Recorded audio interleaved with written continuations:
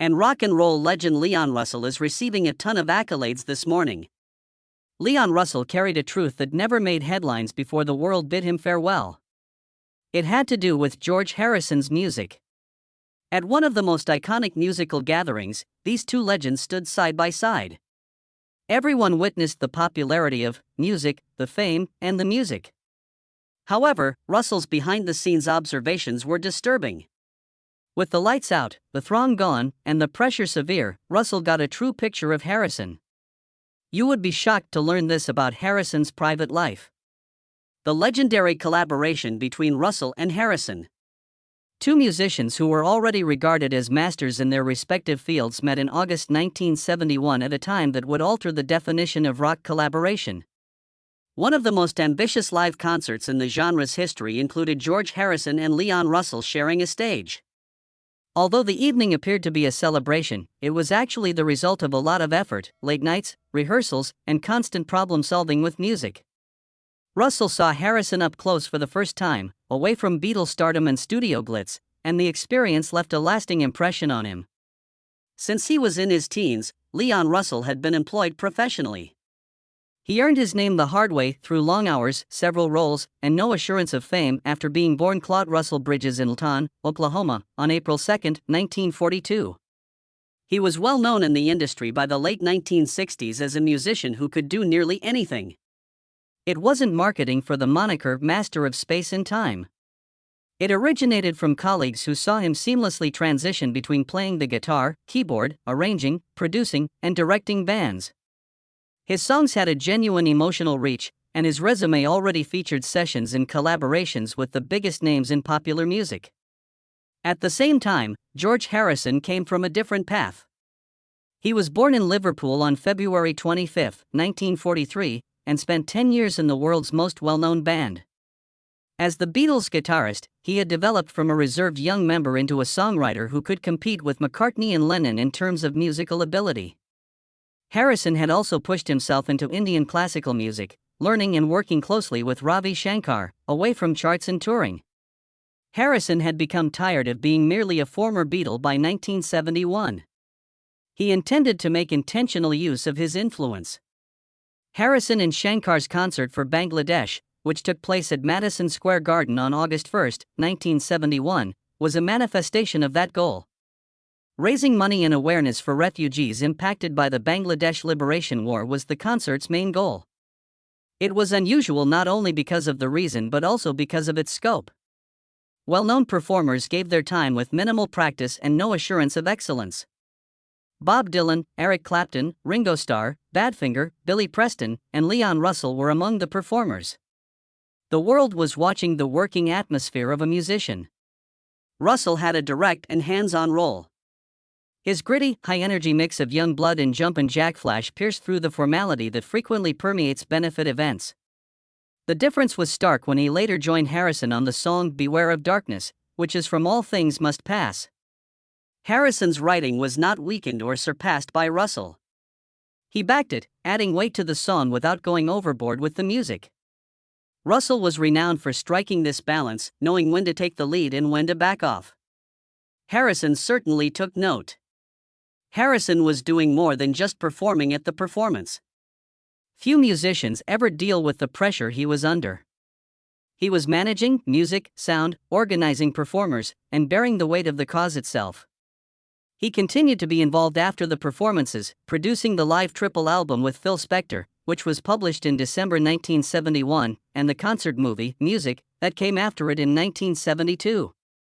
The effort won the 1973 Grammy Award for Album of the Year and raised millions for UNICEF.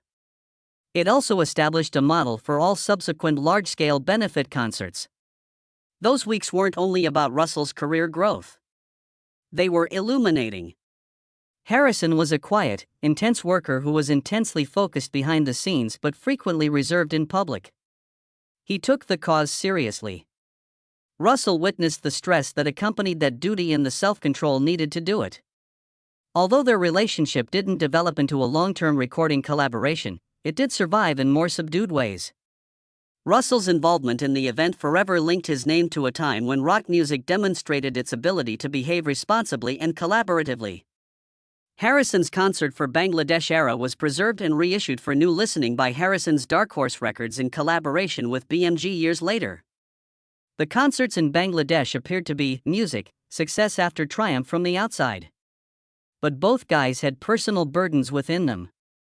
Russell was well versed in that type of pressure, and his observations from that time would influence his future writing about success, fatigue, and the costs of perseverance. Because Leon Russell's music, private life was already characterized by hardships that threatened to destroy what he had accomplished, despite the cheers and historic headlines. The secret struggles of Leon Russell. Even before success, music, came into his life, Leon Russell was emotionally and physically heavy. His problems did not start when he was an adult or when his career was in decline. Long before audiences were aware of his name, they were there from birth, influencing his play, movement, and self-perception. Russell had major birth defects. According to reports, a doctor pulled too hard during birth, causing damage to his second and third vertebrae. Nerve damage from the injury is frequently referred to as cerebral palsy. He had a visible limp and his right side was weaker, somewhat paralyzed. Music. His left hand was always stronger and more in control than his right. However, the constraint compelled adaptation rather than putting an end to his musical aspirations. Russell developed a style that felt unconventional but potent by leaning strongly into his left hand on the piano. In reality, a style that was later hailed as unique started out as a necessity. Russell had an event when he was 4 years old that had a more profound psychological impact. He was found in a harmless childhood setting with a relative by a strict aunt, who responded angrily. She publicly shamed him and accused him of something he didn't completely comprehend, then paraded him in front of family, music, members. Russell subsequently talked about how the humiliation left him feeling confused and ashamed for a long time. It had an impact on his self-perception and his tendency to place blame where none was due. He carried those early musical experiences into adulthood. Russell was ubiquitous by the late 1960s and early 1970s, even as his career took off. He was leading his own bands, creating hit songs, releasing recordings, and playing at historic performances. It appeared unstoppable from the outside. On the inside, however, the insecurity, music, never went away. Russell's status quickly altered as the industry changed in the late 1970s and early 1980s. Labels stopped giving him priority, music, radio moved on, and his album sales declined. It was a sudden change. He alternated between performing in big venues and small clubs, often in front of people who hardly knew who he was. He couldn't emotionally acclimate to the deterioration because it wasn't gradual enough. He was indispensable for 10 years. Music, he was ignored the next time. There was subsequent financial difficulty. Due to bad negotiations, management problems, and the inherent expenses of touring with a band, Russell lost a large portion of the money he made during his prime. Touring became more about survival than artistic preference. He performed frequently without the industry assistance that younger or more trendy musicians received in order to make ends meet. Russell was living quietly in Nashville by the late 1990s and early 2000s, mostly out of the public eye. Even though he played a significant role in rock history, he saw colleagues get recognition, retrospectives, music, and fresh interest. Even while Russell's personal contributions were rarely emphasized, it was difficult to resist comparisons, particularly with performers like Elton John, who publicly acknowledged Russell as a significant influence but were far more well-known. Russell complained about this disparity because he felt his labor had been overlooked, not because he was resentful of other people. He was troubled by the feeling, music, of being forgotten. Russell had written for, produced, and lifted albums for other musicians for decades. But when his own notoriety diminished, he stood by himself. Russell was directly replaced in 2010 by Elton John, who worked with him on the album The Union. Through the project, Russell regained public recognition and a new generation of people became aware of his work. Although he was glad of the fresh interest, it also demonstrated how much support he required to get back on his feet in a field that had previously depended so largely on him. Unfortunately, Russell had a major health crisis the same year. In order to address a fluid accumulation that had momentarily stopped his career and jeopardized his performance, he had brain surgery. His health deteriorated even in his last years, and recovery was sluggish. As he grew older, he struggled with heart problems and other issues that reduced his endurance and range of motion. Russell had a reputation for being pessimistic throughout his life. Those who knew him saw a trend. He automatically selected the darker interpretation when given the choice between a positive and a negative one. This perspective revealed years of physical adversity, early humiliation, and persistent career setbacks. Even when there was evidence that he should have been much more confident, his self-doubt persisted. Once his career stabilized, he still had the same need for control that had gotten him through childhood injuries, industry neglect, and financial loss. It followed him into marriages, economic ventures, and artistic decisions where devotion was put to the test and arguments became public. By the late 1970s, the issues that had previously kept music hidden started to surface in the form of lawsuits, splits, and criticism, which changed the way that the public perceived him. The controversies Leon Russell encountered. Shelter Records were at the heart of one of the most serious disputes Leon Russell encountered. In 1969, Russell and producer Denny Cordell co-founded the label. At a time when labels were tightening their grip, Shelter Records was founded to allow artists, music, more flexibility. It was effective in the beginning. With the addition of musicians like Tom Petty and J.J. Calland and the release of recordings that felt more artist-driven than corporate, the label swiftly gained reputation. But fissures started to show as the label grew. The handling of money became a source of conflict. Tension arose between Russell and Cordell over decisions on ownership, control, and long-term direction. The disputes had turned into court cases by the late 1970s. Following that, there were lawsuits, and the cooperation openly deteriorated. What started out as a common goal evolved into a protracted argument that emotionally and financially exhausted Russell. Russell's conviction that control was preferable to trust was strengthened by the aftermath, which also made him suspicious of future commercial dealings and undermined Shelter Records. Meanwhile, his private life was falling apart in the public eye. Russell's marriage to vocalist Mary McCreary in 1975 soon became entwined with his career. Together, they published a wedding album that combined marriage and teamwork into a cohesive whole. Tension was also brought about by the intimacy that drove the record. Disagreements over creativity didn't remain in the studio. They continued into the marriage, when expectations, control, and touring all the time caused further stress. The marriage ended in divorce by 1980. It was not a private parting. Because the collaboration had been so obvious, it attracted notice, music. Russell also had 6 kids, and juggling a demanding schedule with family life was challenging. There wasn't much room for stability at home because of touring, recording, and handling commercial disputes. The notion that Russell's life was becoming more and more chaotic behind the scenes grew as a result of the pressure and the split, music. In terms of music, criticism also followed him. Russell recorded country-influenced records under the alias Hank Wilson in the late 1970s. Fans who connected him to piano music influenced by rock, blues, and gospel were perplexed by the choice. He was accused by some detractors of distancing himself from his reputation or abandoning his roots. Some wondered why a well-known artist would go by a different name. Hank Wilson's CDs didn't do very well. Their meager sales contributed to the perception that Russell was fading from the spotlight and kept the discussion, music, going. Although he had always been involved with country music, the film was released when he was already becoming less well-known, which made the change appear dangerous rather than experimental. Russell's tense professional connections were another source of contention. In the studio, Russell was known for being demanding. He required musicians to be precise, attentive, and well-prepared. Sessions in particular could get contentious during the Shelter Records years. Later, some musicians claimed that his insistence on control, rather than his ego, made him hard to deal with. Compromise was difficult for him because he wanted things done his way. Earlier in his career, when his authority was seldom questioned, that strategy had worked. It was the same behavior that created conflict as his influence waned. Collaboration stopped quickly, band dynamics, music, worsened, and the atmosphere surrounding him shrank as fewer people were ready to stick around or push back. Russell's reputation quickly changed from that of a renowned innovator in music to that of a complex individual with unresolved issues.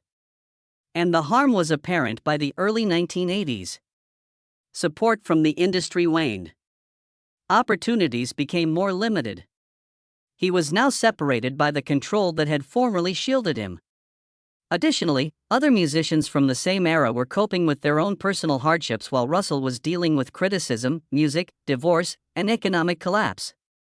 George Harrison was one of them. His seeming composure concealed a completely different set of struggles that would eventually become apparent.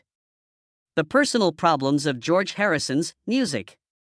George Harrison joined the largest band in the world as its youngest member, a role he held for the remainder of the Beatles' existence. John Lennon and Paul McCartney's songwriting collaboration was the group's focal point from the start. They were not subtle in their power. Harrison frequently had little room to develop because album space, studio time, and creative authority were all directed toward them. He was, music, often called the quiet Beatle within the band, a term that hid his frustration and his drive. Harrison had much to work with. He was regularly writing songs as early as the middle of the 1960s, but when he brought them to sessions, the majority of them were put away. The pattern persisted even as his writing developed. Regardless of the quality of the music he contributed, he was only given 1 or 2 tracks on several albums. It has nothing to do with skill. Later, songs like Something and Here Comes the Sun demonstrated that his compositions could compete with the greatest of the time. However, he had to argue just to be heard during the Beatles' tenure. Slowly, the rejection grew. Because there was no room for them, Harrison stacked up dozens of songs that were never included on Beatles LPs. An ongoing source of strain resulted from that creative blockage. Harrison frequently found himself playing guitar parts for songs composed by others while his own work waited in the background during lengthy studio sessions.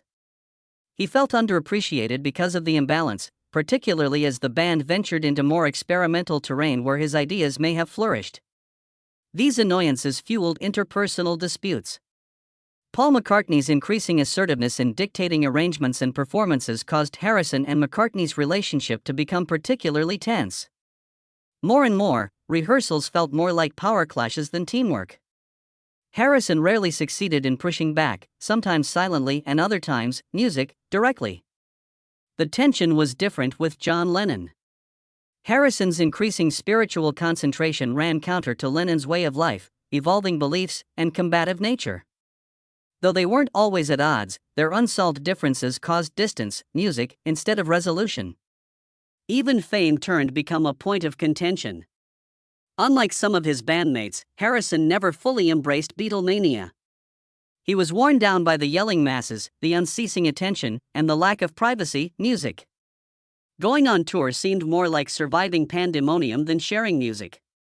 He frequently talked about how the celebrity lifestyle had imprisoned him and made it impossible for him to function normally in society. He was driven forth by that discomfort. Harrison started going to India to study Indian spirituality, philosophy, and music. His affinity for Indian culture wasn't a passing fad or a publicity stunt.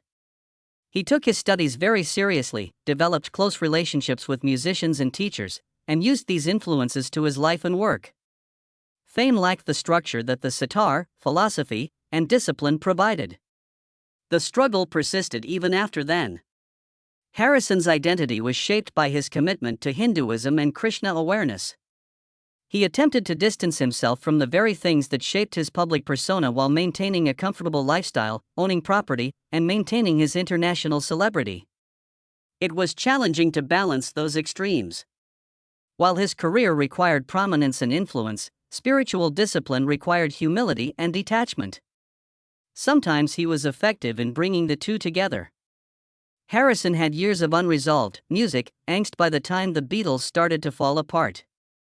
Without the room to completely express it, he had developed as a songwriter. Without avoiding public scrutiny, he had discovered a sense of spiritual stability. He was famous and wealthy, but he didn't have the tranquility he desired. However, George Harrison's pursuit of peace did not spare his private life. His marriage subtly started to fall apart as his inner life became increasingly complicated. In 1966, during the height of Beatlemania, he wed Pattie Boyd.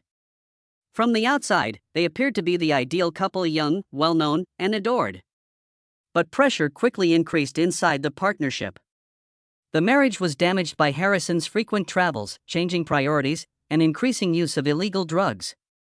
The breakdown included infidelity, which exacerbated the animosity and emotional detachment. Living in the shadow of Harrison's celebrity and his inward shift toward spirituality, which frequently left little place for her, Boyd subsequently talked about feeling alone. Before a much more visible breakup occurred, the marriage gradually deteriorated without a clear breakup. One of Harrison's best pals, Eric Clapton, was that fracture. Clapton had a profound love for Boyd and didn't try to hide it. While she was still married to Harrison, he pursued her, freely expressed his emotions for her, and composed songs about her. A personal triangle was formed as a result, and it became visible to the general public. The private tragedy became a public spectacle that was closely watched by newspapers once Boyd eventually left Harrison for Clapton. The betrayal was profound. The harm persisted even after Harrison and Clapton had made up and continued to have a complex friendship. There have been several instances of marital and personal trust being betrayed. And Harrison's perception of music, that intimacy frequently accompanied loss, was strengthened by the incident. The consequence turned into one of his most talked about personal scandals. More stability came with Harrison's second marriage to Olivia Eris. The instability that plagued his first marriage was avoided in their relationship because Olivia knew just how to handle the demands of celebrity. Nevertheless, it was not without issues. Harrison's subsequent health problems put more strain on the relationship, and public attention never completely subsided. Harrison's usage of illegal substances was one of his biggest problems as an adult. Harrison was part of a group of people that experimented a lot in the 1960s and 1970s. Music, his spiritual awakening, was influenced by several drugs, which changed his perspective on music and purpose and exposed him to new ideas. But it quickly proved challenging to manage. His ability to stay emotionally present, focus, and form connections were all impacted by substance use. Particularly during times of disenchantment with celebrity and the music business, the distinction between escape and exploration, music, became hazy. These musical habits did not go away overnight. He found it difficult to reconcile the paradoxes created by excess, even as his spiritual commitments grew stronger.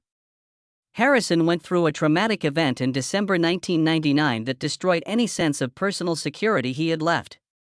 He was brutally attacked by an attacker who broke into his house. Serious injuries were sustained, and the event had a long-lasting psychological effect. Harrison made it out alive, but the assault altered his way of life. His sensation of vulnerability persisted long after physical wounds healed, as security grew and privacy shrank. Health issues were closely behind. For a large portion of his life, Harrison smoked heavily. Eventually, music caught up with him. He received a throat cancer diagnosis in 1997. He had to slow down and distance himself from the public as a result of his treatment. Unfortunately, the disease later reappeared in more severe forms, such as lung cancer and ultimately a brain tumor. Harrison virtually completely withdrew from the spotlight as his health deteriorated. Public appearances became infrequent. The recording slowed. The man who had once been the focus of attention on a worldwide scale now walked with deliberate care, saving time and energy. Once overwhelming him, fame took a backseat as survival became more important. And although a lot of this happened in private, bits of it made their way to the public eye through scandals, litigation, and headlines, creating a controversy trail that, music, dogged him even as he made an effort to distance himself from it. George Harrison's disputes. George Harrison was drawn into a lengthy string of conflicts that followed him well beyond the Beatles, which was surprising for someone who had spent so much of his life attempting to avoid conflict. His greatest solo achievement resulted in one of the most agonizing periods. My Sweet Lord is a song by Music, Harrison that was released in 1970 and is intended to convey devotion and spiritual togetherness. Bright Tunes Music filed a lawsuit shortly after it became a worldwide smash, alleging that the tune was too similar to the chiffons He's So Fine. Harrison denied intentional plagiarism, but the court, Music, determined that he had unintentionally copied the previous song. The lawsuit took years to resolve. Harrison spent a lot of money on it and expended a lot of emotional energy on the music. The insinuation that his sincerity had been compromised was more painful than the decision itself. Harrison became very careful when writing songs after the decision. He publicly concerned about accidentally repeating anything he had heard previously, questioned tunes, and postponed releases. His credibility as a writer was permanently damaged by the litigation, which turned into one of the most well-known plagiarism cases in music history. That lawsuit wasn't the only issue. Harrison also fought for years over payments and publication rights. He had early in his career accepted contracts that restricted his freedom, just like many musicians of his period. He became more and more intent on taking back control of his job as time went on. He clashed with record labels and business associates as a result of those conflicts, which strengthened his mistrust of the music industry. He also had business issues after leaving the Beatles. Harrison was extremely irritated with the band's company, Apple Corps, and its poor management. What began as a center of creativity soon devolved into chaos, financial instability, and disarray. Harrison saw money disappear as decisions were made slowly or incorrectly. When Alan Clean took charge of the band's finances, that annoyance grew. The Beatles' already existing rifts were exacerbated by Harrison and Clean's arguments over authority and honesty in music. Harrison's most charitable endeavor even generated controversy. In order to generate money for refugees, he planned a concert for Bangladesh. The concert was a success in and of itself, but issues later arose. The transfer of funding was delayed by tax rules and legal issues, and the project was criticized for its poor management. Harrison said that UNICEF eventually received the funds, but the initial goal was eclipsed by the delays. What ought to have been an obvious humanitarian victory turned into a lesson about how challenging it is to get charity through unprepared legal systems. His already contentious reputation was further tarnished by personal controversies. Harrison and Ringo Starr's wife, Maureen Starkey, had an affair. Their circle was severely strained as a result of the circumstance. Ringo suffered, friendships were put to the test, and trust was eroded. The episode created lingering tension in complicated relationships that were already under strain from fame and financial issues, even if the men finally moved on. Harrison kept selective ties with people he thought understood him outside of the news, despite the conflicts. Relationships based on a common experience rather than an image. Later on, one of those partnerships with Leon Russell would disclose a more subdued reality about music, loyalty, respect, and what truly united them. The reality of the friendship between Harrison and Russell. Through mutual observation, lengthy rehearsals, and shared effort, Leon Russell and George Harrison developed a silent bond. They approached music from diverse perspectives, had different backgrounds, and held distinct beliefs. However, they saw a strong quality in each other right away. Harrison's composed authority impressed Russell. Harrison didn't dominate or lead by volume. He waited, listened, and then made well-considered conclusions. That restraint stood out in a crowd full of strong personalities and well-known musicians. Russell had worked with musicians who were motivated by music, urgency, and ego for years. However, he saw that Harrison's mood had changed. Even in the most stressful situations, his attention was always on purpose rather than image. When the concert for Bangladesh was being prepared, that distinction became evident. Harrison was in charge of planning a huge, unprecedented event. Russell observed that he remained composed in the face of criticism, logistical disarray, and artistic disputes. Harrison took the project very seriously, as evidenced by the protracted rehearsals. Their musical cooperation was courteous but not always easy. Rather than copying, Russell worked on Beware of Darkness by following his own instincts. Music, using unusual instruments and rhythms that acknowledged Harrison's influences without imitating them, he went toward texture and atmosphere rather than trying to mimic Indian music. Harrison was pleased with that strategy. Russell was trusted by music to add a personal touch to the song, and he preferred interpretation over copying.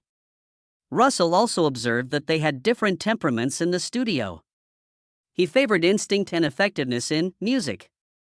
Harrison was known to chase take after take until he felt something click, even though he preferred repetition and refinement. Although he could understand its origins, Russell found that process to be draining and occasionally irritating.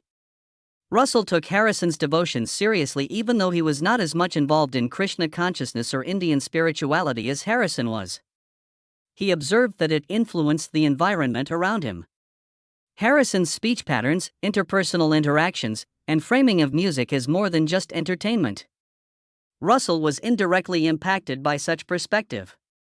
It broadened his perspective on the role of music beyond fame or success, but it didn't alter his beliefs.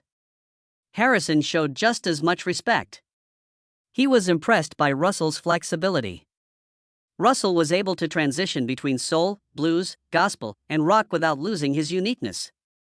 Harrison appreciated Russell's enthusiasm and calming, musical presence on stage during the Bangladesh performance. Russell, in Harrison's opinion, was a member of a larger community of musicians who saw music as more than just a performance. How do you feel about the friendship between George Harrison and Leon Russell? Share your music opinions in the space provided for comments below. Please remember to like this video, subscribe to our channel for future updates, and click on the next video that appears on your screen if you like this one.